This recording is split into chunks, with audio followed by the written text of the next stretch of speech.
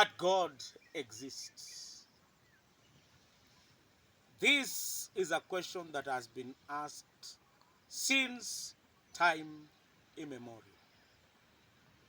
One of the Christian saints, Saint Thomas of Aquinas, the angelic doctor, posits and he advances the 5 proofs for the existence of God.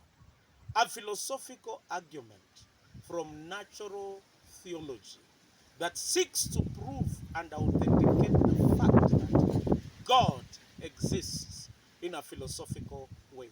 The 5 proofs include the argument that is called the uncaused cause.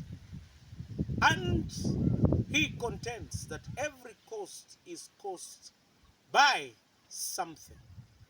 And if we follow the same trajectory, we reach the uncaused cause. The second argument is what is called the unmoved mover. Every movement is caused by a mover. Until when you reach the logical conclusion of the matter, there is the mover who is unmoved. And they conclude that the uncaused cause is God. The unmoved mover is God. The third argument is the argument that is called the teleological argument, the argument based on design. As you look at this area, you'll see the beauty of the mountains, the valley, and waters as it descends through the different valleys until it forms a great river. Beyond that, there must be a very intelligent mind that created the universe. And that great mind must be God. The other argument is the moral argument. There is a conscience that normally is a moral compass that cannot be extinguished in a person. It gives them direction. And that conscience must be pointing us to God. Lastly is the ontological argument. This argument was first propagated by Saint Anselm. Anselm said that God is that which nothing greater can be conceived. The argument is perfected by Thomas of Aquinas. And that which is greater and cannot be conceived by man must be God. Are these arguments sufficient? Not at all. Are they credible? They have some level of credibility. God reveals himself through 2 distinct ways. Number 1, the general revelation through nature.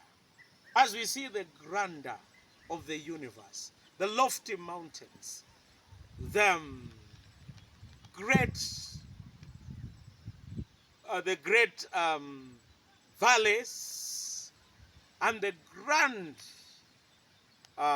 grand rapids and falls, all this makes us to say that God truly exists. God reveals us. He reveals himself to us through nature. But that revelation is not clear. And sometimes it is blurred. But the philosophical argument for the existence of God can be used as a bridge to make us understand the true God revealed in the scriptures. The fallacy, no, the shortcomings of this argument is number 1. We cannot tell if the unmoved mover, the great mind, the uncaused cause, and are the same God. It might be the same argument to explain the same thing, but we cannot conclude that it is the same God. Lastly, I want to say that these arguments are supposed to be a bridge moving us to Scripture, where God reveals himself clearly through his Scriptures. That's when we get the Trinity. The Trinity cannot be explained by nature and reason. As I conclude, in Acts chapter 4, when the disciples prayed, they prayed to God. And in every prayer, we must acknowledge the greatness of God. There are three things that I want to conclude and say. God's greatness is not seen only through the philosophical argument. God's greatness is seen through his creation. He created the earth and everything that is in it. It explains God's greatness. It's through nature. It has his handwork. And therefore, nature explains the greatness of God. Number two, the greatness of God is seen through his revelation. He revealed himself through the Holy Scripture, the Bible. Lastly, God's greatness is seen through history, my history and your history. Therefore, wherever you are, remember that God exists. May the Lord richly bless you and may he be with you. In the name of God the Father, the Son, and the Holy Spirit.